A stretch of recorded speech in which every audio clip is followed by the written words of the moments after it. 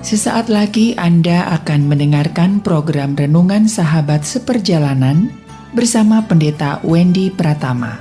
Selamat mendengarkan.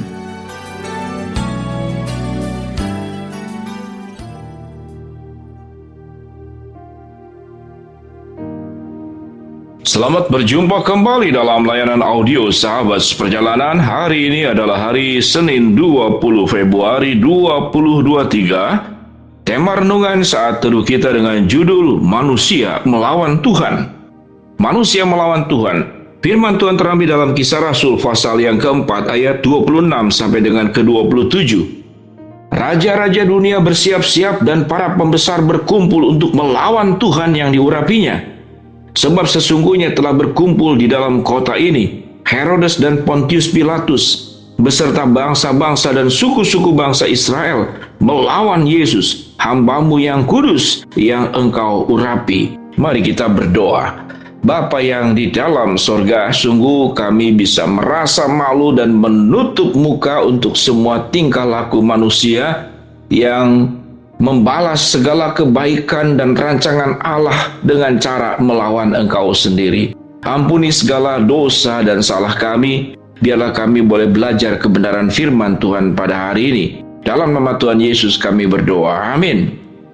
Shalom sahabat seperjalanan. Kalau ada ayat yang sangat jelas menulis kata tentang melawan Tuhan, manusia melawan Tuhan, maka inilah ayatnya dalam Kisah Rasul pasal keempat, ayat yang ke-26 sampai dengan ke-27. Raja-raja dunia bersiap-siap dan para pembesar berkumpul untuk melawan Tuhan yang Engkau urapi. Ada kata yang cukup menarik, yaitu raja-raja dunia dan kemudian para pembesar. Mengapa yang melawan Tuhan di dalam ayat ini adalah raja-raja dunia dan para pembesar? Kemudian itu dikaitkan bahwa figur tersebut pada ayat ke-27 yaitu Herodes dan Pontius Pilatus. Mereka lah para pembesar. Orang raja dan pembesar biasanya ada kekuasaan di tangannya. Apa yang menjadi perkataannya, apa yang menjadi kebijakannya, apa yang menjadi titah dan perintahnya, tidak ada seorang pun yang berani untuk melawannya. Kalau ada orang yang berani melawan para pembesar dan raja-raja ini, maka habislah kehidupannya.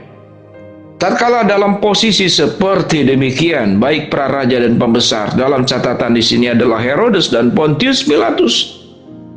Dalam hidupnya selama jadi pembesar, tidak ada orang yang berani menentang apalagi melawan dirinya. Pada posisi itu kemudian dia merasa tidak ada seorang pun yang boleh ada di atas dirinya. Sehingga catatan Alkitab ini dikatakan, raja-raja dunia dan bersiap-siap dan para pembesar berkumpul untuk melawan Tuhan yang diurapinya. Kehadiran Yesus yang dinubuatkan, yang direncanakan, sedikit banyak, cepat atau lambat terdengar kepada para pembesar dan raja-raja yang ada dalam dunia pada saat itu. Bahwa yang hadir itu adalah raja yang diurapi, Immanuel, Tuhan beserta dengan kita. Dia akan menjadi pembebas.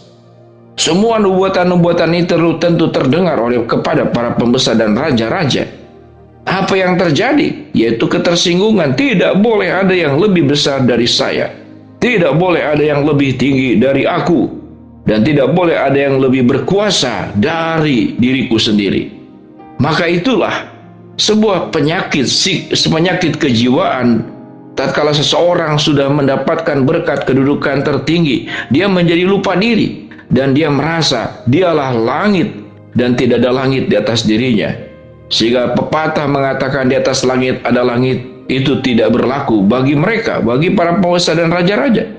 Karena bagi mereka, merekalah langit itu sendiri yang sudah tertinggi dan tidak ada lebih yang tinggi dari dia. Sikap-sikap dan karakter seperti demikian terkadang didapatkan di dalam kehidupan manusia. Sekalipun memang raja menjadi raja dan pembesar tidak seperti pada zaman Yesus, namun sewaktu kita punya kuasa, kita punya kedudukan, kita punya uang, kita punya pengaruh, kita punya kesuksesan, semakin tinggi kekuasaan dan kemampuannya, kendalinya menjadi semakin berlimpah dan berlipat. Tidak ada seorang pun yang berani. Jangankan untuk menunjuk diri para raja dan pembesar ini menatap wajah saja. Kalau itu adalah tatapan yang menantang, maka habislah orang yang bersangkutan. Inilah daripada karakter dan sifat manusia yang sesungguhnya. Apakah kita sering melawan Tuhan sewaktu kita merasa diri sanggup, merasa diri layak untuk dihormati, layak untuk dihargai, layak untuk mendapatkan perlakuan-perlakuan istimewa? Maka biasanya kita tidak suka kalau ada kemudian pribadi dan pihak yang lain yang lebih baik dari diri setiap kita masing-masing. Itulah sifat dasar manusia. Apakah bisa dimasukkan sebagai arogansi, sebagai kesombongan, atau sebagai bentuk daripada ketidaktahuan diri bahwa mereka tetaplah ciptaan dan Tuhan bisa mengambil kehidupan orang-orang yang seperti demikian, para raja, para pembesar, dalam waktu sesaat? Tuhan bisa mengambil kehidupan setiap orang seperti hembusan nafas, dihirup, dihembus hanya dalam waktu sepersekian detik, selesai seluruh kehidupan manusia. Lalu apa proses pembelajaran yang kita akan dapatkan dari tema renungan saat teduh kita tentang manusia melawan Tuhan? Apa yang kita perlu pelajari? Yang kita perlu pelajari adalah bahwa sebuah kesadaran kita adalah orang berdosa yang dikasihi Tuhan. Sebuah kesadaran kita seringkali tergoda menjadi orang-orang yang lupa diri dan tidak tahu diri.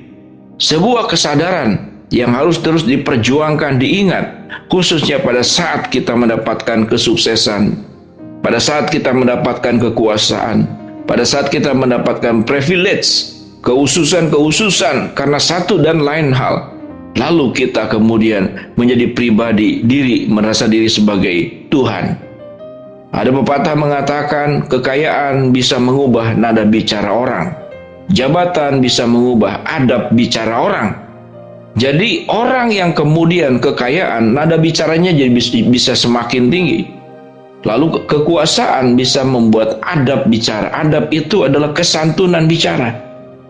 Dia dengan serta-merta, dengan mudah, saya pernah menyaksikan beberapa kali karena dia bos, dia seorang pengusaha, kemudian ngata-ngatai bawahannya, memegang-megang kepalanya, sedikit menepuk-nepuk kepalanya dan setengah memukul.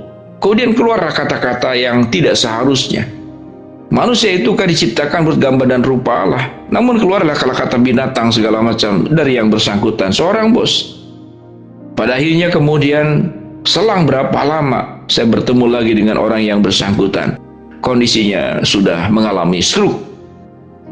Tentu ini bukan karena akibat seperti demikian. Namun ingat baik-baik, apapun yang ada pada diri kita, apapun yang dimiliki oleh kita, itu semua bersumber dari Allah. Maka berhati-hatilah agar kita jangan punya sikap dan sebuah kebiasaan. Kita tidak lagi punya kerendah hatian, ketundukan, kesadaran tentang siapa kita di hadapan Tuhan. Maka jauhkanlah sikap-sikap kita melawan Tuhan dengan cara menekan manusia, berperilaku buruk. Itu pun juga bentuk perlawanan kepada Tuhan. Bila kita menjadi anak-anak Tuhan yang terus diperbaharui, anak Tuhan yang hidup dalam kerendah hatian, anak Tuhan yang hidup dalam kekudusan, kebenaran, dan ketulusan, dan sebuah kesadaran kita ini bukan siapa-siapa dan bukan apa-apa tanpa anugerah dan kebaikan Tuhan. Mari kita berdoa. Bapa dalam surga, terima kasih buat kebenaran firman Allah yang menjadi renungan kami. Biarlah kami diingatkan agar kami tunduk taat menyembah Tuhan dan bukan melawan Tuhan. Hamba-Mu berdoa buat sahabat perjalanan yang sedang sakit, Tuhan jamah sembuhkan. Sahabat perjalanan yang sedang menghadapi masalah, Tuhan bukakan jalan. Sahabat seperjalanan yang sedang berdoa mengharapkan sesuatu, Tuhan kabulkan dengan cara dan waktunya Tuhan. Dalam nama Tuhan Yesus kami berdoa, amin. Shalom sahabat seperjalanan, jadilah pribadi yang punya ketundukan penuh kepada Tuhan. Jauhi coba-coba untuk melawan Tuhan. Shalom.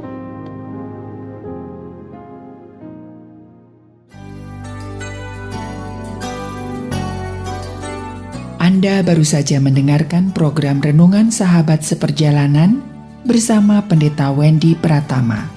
Terima kasih atas perhatian Anda. Tuhan Yesus memberkati.